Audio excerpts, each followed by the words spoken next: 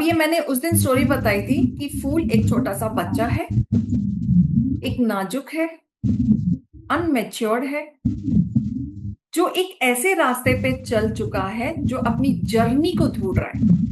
Life में क्या करना है, क्या नहीं करना है, कुछ नहीं पता। और इस जर्नी को आगे बढ़ते बढ़ते बढ़ते बढ़ते उसे मैजिशियन मिलता है। और जब ये मैजिशियन को देखता है तो ये बहुत प्रभावित होता है। क्यों?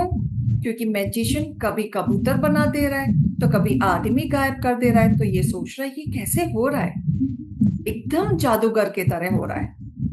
तो काफी प्रभावित होता है और ये इसके पास जाता है और पूछता है, ये आप कैसे कर लेते हो? तो वो हंस के रिप्लाई करता है कि ये टूल पकड़ो, तुम्हारे बहुत काम आएगा। टूल पकड़ के वो आगे चलता है। आगे चलता है तो उसे हाई प्रिस्टेस मिलती है और उसे ये बताता है कि मुझे इसे फूल सारी स्टोरी बताता है उसके साथ क्या क्या हुआ। तो हाई प्रिस्टेस बोलती है, मैं क्या करूं इस टूल का? तो हाई प्रिस्टेस बोलती है, अपनी अंतर आत्मा की आवाज सुनो, वो क्या बोलता है, वो क्या चाहता है, इस टूल का क्या करूं? और उसकी आवाज सुनोगे तो तुम्हें जवाब मिलेगा। अब ये आवाज सुन के आगे जब वो बढ़ता है तो उसे एम्प्रेस मिलती है। फिर फूल एम्प्रेस को सारी कहानी बताता है अपनी। अब वो बोलता है, मुझे क्या क्रिएट करना है ये तो मुझे समझ आ गया, लेकिन ये क्रिएशन करूं कैसे ये मुझे समझ नहीं आया। तो एम्प्रेस उसे बिठा के बताती है, बेटा जब भी हम कोई भी चीज खड़ी करते हैं, चाहे वो बिजनेस हो चाहे वो रिलेशनशिप हो, वो बहुत नाजुक होती है।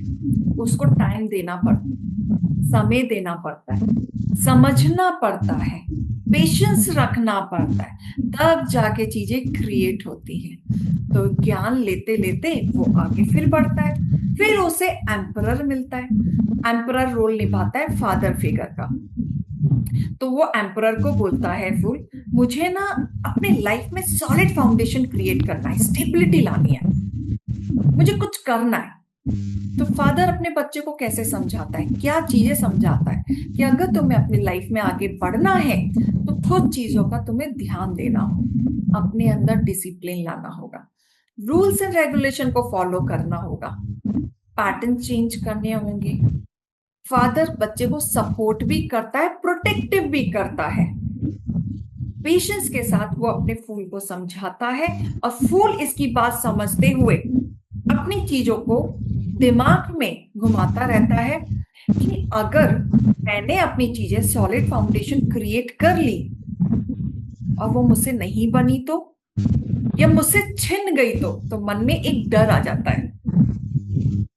या मैं उस तरीके से क्रिएट नहीं कर पाया जिस तरीके से मुझे क्रिएट करना था। ये चीजें तब चल रही हैं, सॉलिड फाउंडेशन और स्टेबिलिटी लाने से पहले दिमाग में एक डर आ चुका है, मैं नहीं कर पाया तो क्या होगा, अगर वैसे नहीं कर पाया जैसे होना चाहिए था तो क्या होगा। तो ये सोचते सोचते वो एक मंदिर में चला जाता है जहां उसे हेरोफेंट मिलती है।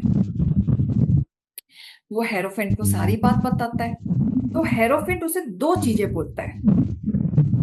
पहली चीज कि अपने मन के डर को निकालो। दूसरी चीज, अगर तुम्हारा मन का डर सच भी हो जाए तो ऐसी कौन सी चीज है जो अभी भी तुम्हारे पास रहेगी, जो बहुत इंपॉर्टेंट है, सोचो वो क्या चीज है। फूल बोलता है, मेरा एक्सपीरियंस और मेरा परिवार, ये दो चीज मुझे कभी छोड़ के नहीं जाएगी। तो हेरोफेंट का ज्ञान लेते हुए फिर वो आगे बढ़ता है, अपने राह पे बढ़ता है, एक पाथ पे आता है, फिर वो